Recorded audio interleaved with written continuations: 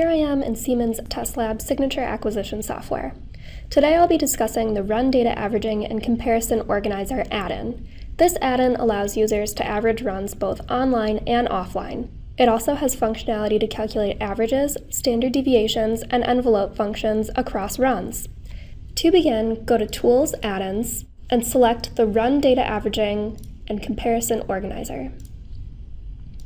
Notice that when this add-in is activated, a new workbook opens called Compare Runs.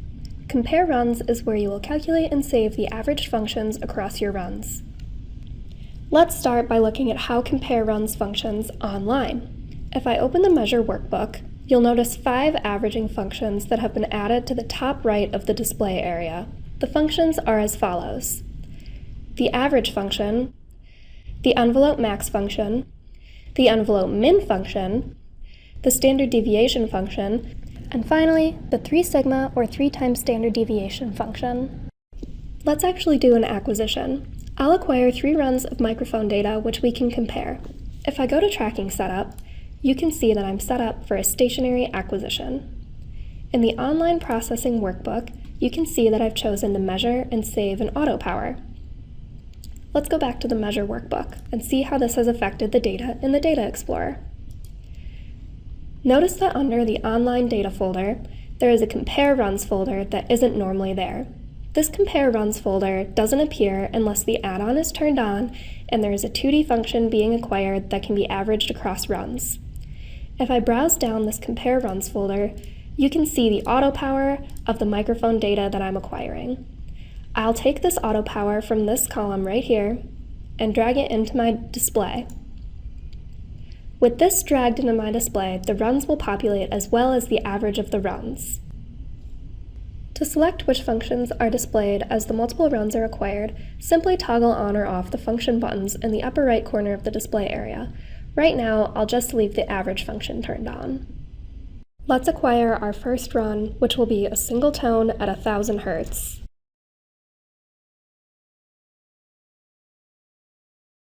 You can see that the run data populated as well as the average run data. In this case, seeing as we only have one run, the run data and the average data are the same and they overlap completely. Now let's acquire our second run, which will be a single tone at 1500 Hz.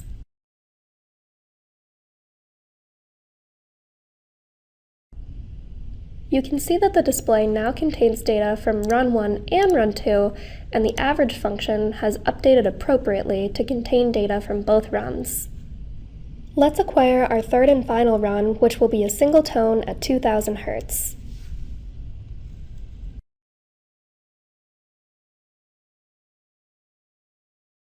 You can see that the display now contains data from runs 1, 2, and 3, and the average function in black has appropriately updated to include all data from all runs.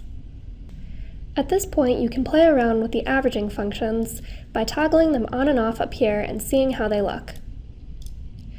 There are also some options under More. You can choose to display all of the runs and the averaging functions, none of the runs and just the averaging functions, or only the last run and the averaging functions. It's your personal preference.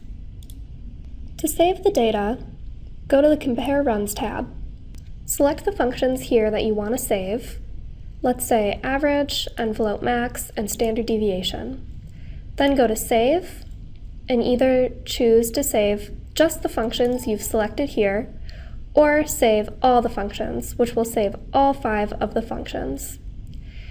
Choose what you want to name your folder, and then click OK.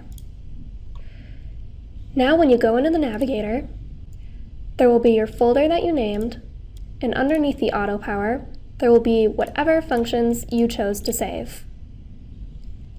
Open a front back, and drop in your data to see what it looks like. And there you have it. That's how you compare runs online. Now let's look at how to compare runs offline. At this point, I'll open an existing project that has good demo data for this. In this project, notice that I have 3 run-ups under my fixed sampling folder. If I go to my Compare Runs workbook, I have 2 options as to how I want to import my data. I can either import from the input basket or import from the active project. Here I'll bring in my fixed sampling runs and click Add. Notice that after I clicked Add, under my run selection area, all 3 of my runs populated, and under my function selection area, a matrix populated. This matrix is a cross between the point IDs and the functions that were calculated for these runs. This matrix is what you will use for displaying data in your display area. Compare Runs has many options for how you can display your data. To start, let's go under Options and increase the number of functions per display and points per display. This will make it easier to understand the different display modes that Compare Runs offers. Compare Runs has 3 different display modes: point display mode, function display mode, and user-defined display mode. Point display mode allows the user to display multiple functions calculated for the same point ID.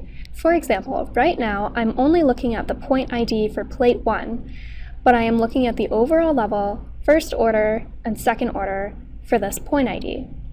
Let's see what changes when I use the function by function display mode.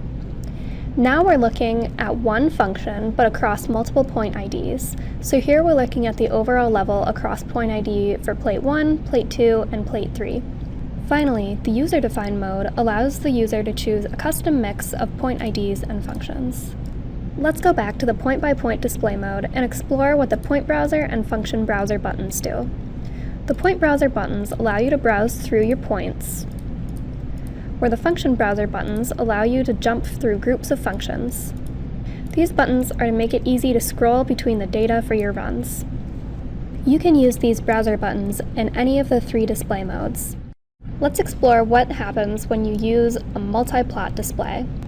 When using a multi-plot display in the point-by-point method, all 3 of the plots are automatically filled. Same thing when using a multi-plot display in the function-by-function mode. On the other hand, when using a multi-plot display in the user viewing mode, you must first select which plot to plot the data in. Each plot corresponds to one of these numbers. And when you click on one of these numbers, a small black dotted outline will appear around the plot in which the data will go to. So let's say I want to plot this in plot 1, this in plot 2, and this in plot 3. One last thing to note about the Compare Runs workbook. Pay attention to these display and averaging columns here. The averaging column checkboxes indicate which runs will be included in your averaging functions. On the other hand, the display column checkboxes indicate which runs will be displayed in your display area. Notice that whether or not a function is displayed does not indicate whether or not the function will be included in the average. Just like in the Measure workbook, toggle these functions on or off to explore what they look like. Similar to saving in online mode, come down to the bottom of the workbook and click Save. Just the same as in the online mode, you can either choose to save just the selected functions, or you can save all functions. This time, let's save all functions to see what happens. Go into the Navigator and you'll find the folder that you just saved. Browse down to a function level and you'll see that for each function, all of the averaging functions have saved. Open a front back and drop in your curve to see what it looks like. And that's all there is to comparing runs offline. Thank you for watching.